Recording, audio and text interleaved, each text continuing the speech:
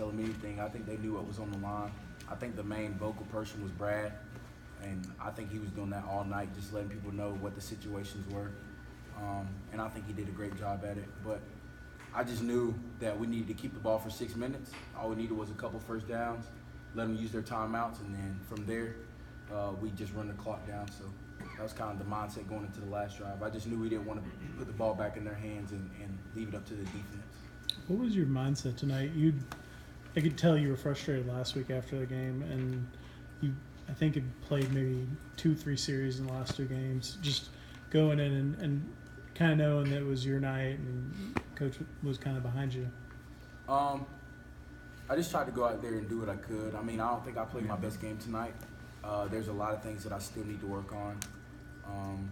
Some points were very frustrating for me, but I think everyone around me played really well, and it kind of made up for some of the mistakes that I was making.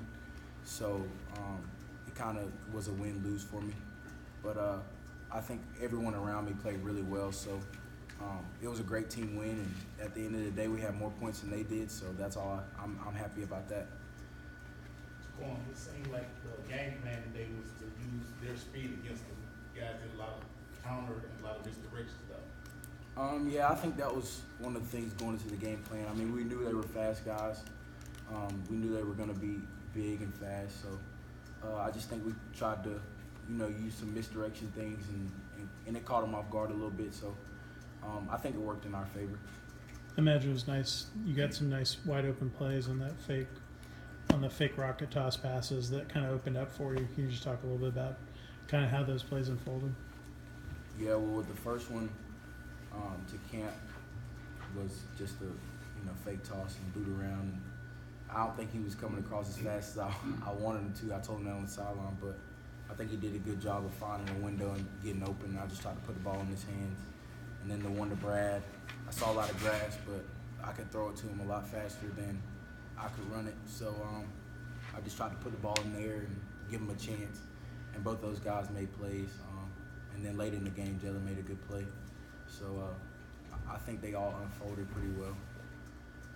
Brad, the last completion to Jalen, it looked like Jalen was having a tough time kind of breaking free. How did that play unfold from your perspective? Plus, I don't know if you felt the pressure, but it was a tough play to make. Yeah, I saw him not get a clean release, but then I saw him look in the inside and look at me, and I think we were on the same page at that point. And I just knew that I could put the ball in the air a little bit in the middle and let him kind of go up and get it. So that's what I tried to do. I just knew when I got up off the ground, everybody was cheering, so I figured he had caught the ball and got the first down. So that was the most. To me, he made the biggest play of the whole night. Because if he doesn't make that play, then we got a punt, and then they get the ball back with momentum. So you never know what happens from there. Maybe they go down and score, and we have to try to drive down with 2 minutes left or something like that. But to me, he made the biggest play of the night. Brad mentioned about how good it has been growing up with you, to use his words. Flip that around. What's it been like for you going through this? And then when you get to actually put the ball in his hands for a touchdown, knowing all the other kind of dirty work he has to do. It's awesome. I mean, you come in as a freshman, you don't really know everyone, and then within a couple of days to a week, you feel like you've known them for your whole life.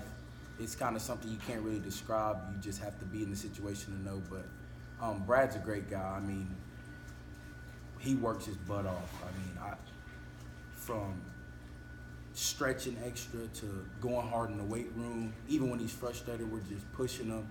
He pushes himself. He's a great teammate. He's very selfless. I mean, he hadn't got the ball. We don't throw the ball that much in our offense, but he blocks his butt off every single play. I mean, so it's always awesome to be able to put the ball in his hands, especially when he scores, and he scored twice this year. So it's always awesome being able to just celebrate with him and, just see how all that hard work he's been putting in is paying off. So it's always very exciting just to be able to put the ball in his hands and let him work. And it's even more special for me when it's a touchdown. How tough was it going up against Quarterman and Pena? They looked like they were hitting pretty hard out there. Yeah, they were all flying around out there for sure. But we knew they were going to be fast and physical. They were going to get to the ball. It was the same thing last year. But I just think guys were making plays. People were blocking really well. The line up front was doing a great job of blocking guys and creating a new line of scrimmage, so everything worked in our favor. Did you think about the play last year at Miami when you had a chance to ice the game on the pass to, I guess it sailed a little bit on Brad, and he couldn't come up with it, and you had the same opportunity, and did that go through your mind at all before that play, or is it something you thought about after the game or anything? I actually didn't think about it until you just brought it up. But, I mean, it's kind of crazy because we were in the same situation last year to ice the game, same situation this year to ice the game. It was a little nerve-wracking going into the play. I just knew that we had to have something happen, something to go our way. I think that was the thing to go our way since we didn't have the punt go our way that hit off of Nate. So it was a win-win for us. I mean, he caught the ball, got to drive the ball down inside the 20, so. TaQuon, talk about turning the season around. You know, everybody knows you guys were 1-3, and then everybody thought the world was falling down on you. Now you're 6-4, you're bowl eligible, and you had a great game. Talk about that. Man, football's it's a marathon. It's not a sprint. Sometimes you just gotta trust the process when things aren't going the way you want them to. And in the beginning of the season, we left some games out there that we know we should have won, but we let them slip away with stupid mistakes. But 1-3 doesn't mean you can't turn the season around. I think we all believe that.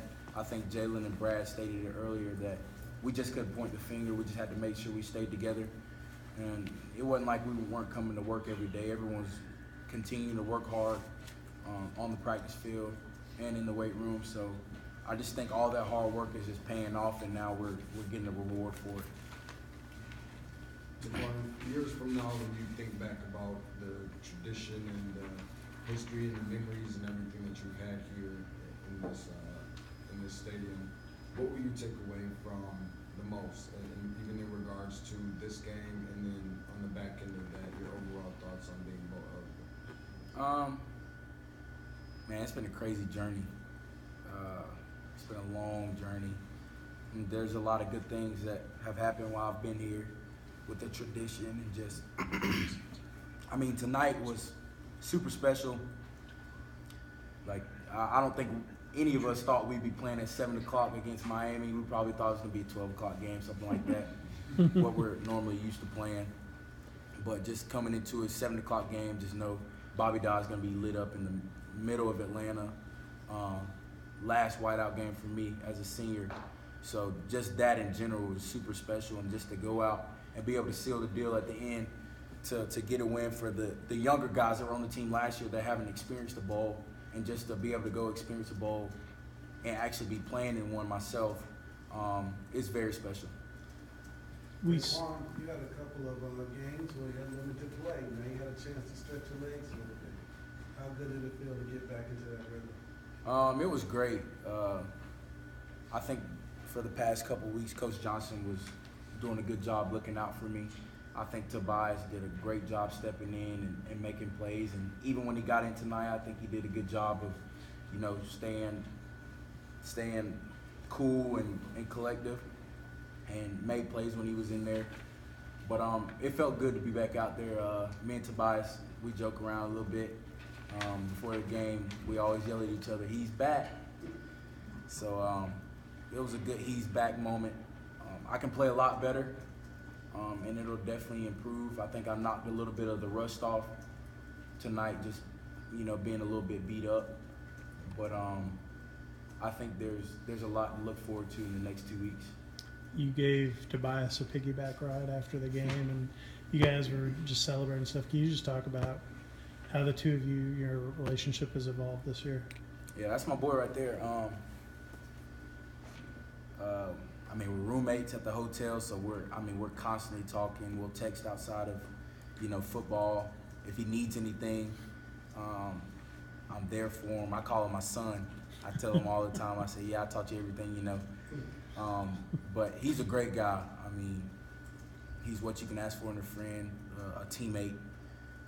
So I enjoy being around him. He's a little bit more shy than I am. I'm a big people person, but he's opened up a lot since when he first got here. I mean, he's picked up on a lot since he first got here, and just being able to see him grow from being that freshman coming in, not really knowing too much, to running for 200 yards against VT and just carrying the team down the field at USF and just stepping in big moments and being able to play and just being composed. It's awesome just being able to see how God works, just being able to trust the process, because me and Tobias had a talk before recently, a couple weeks back. I said, bro, who would have thought that, Lucas Johnson would go down and you would be the number 2 guy, and now you're getting a lot of PT. I said, that's just how it works. Sometimes you just got to trust the process, and that's something my mom told me when I was a little bit younger. And here at Georgia Tech, she just told me, you just got to trust the process. And I think God works in funny ways. And he's worked in me and Tobias' favor this season. But our relationship is really good. We're really good friends. Matter of fact, we'll probably hang out tonight or something. I'll probably see what he's doing when I leave here. So. There's probably nothing you hate more than having to punt, but putting the ball in Presley's hands, how nice to see the way he works and what a weapon he is. Man, he's got a boot on him. We always joke around, because I know a couple of games he did punt. He always comes up to me before the game. He said, all right, now, I don't want to step on the field. I said, all right, I'm going to do what I can. But tonight he did a good job flipping the field. Matter of fact, one of the times the guy muffed the punt. I mean, he was booting it tonight. The guy muffed the punt, put us down there to, get another score, I'm pretty sure. But he does a great job flipping the field. I mean, even when he hasn't punted in a while, he comes in, does his job. And I think one of the things Coach Johnson's been harping on is control what you can control. And when he's in there, he controls what he controls. And that's doing a good job flipping the field. So he did that tonight. Last one for Go ahead. On the first drive, I think it was a 4th and 7, you got an offsides. Was there anything particular you did with your cadence to make it happen?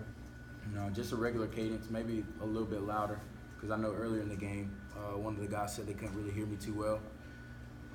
But maybe a little bit louder, that's it.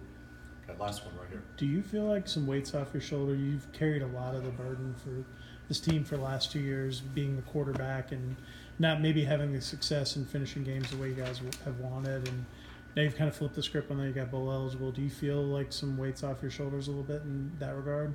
Yeah, definitely. I think sometimes when you play quarterback at a big school like this, there's a lot of pressure on you. Even though you try to block it all out, you can only block out so much. So I think there was a little bit of pressure on me, and just being able to get to 6 after starting off 1-3 and, struggling, being beat up all season. Just, it's a great feeling. It's great to be able to, go out tonight and kind of lead the guys to the promised land and get the dub. So it's a good feeling, and it's good to be back. All right, appreciate it.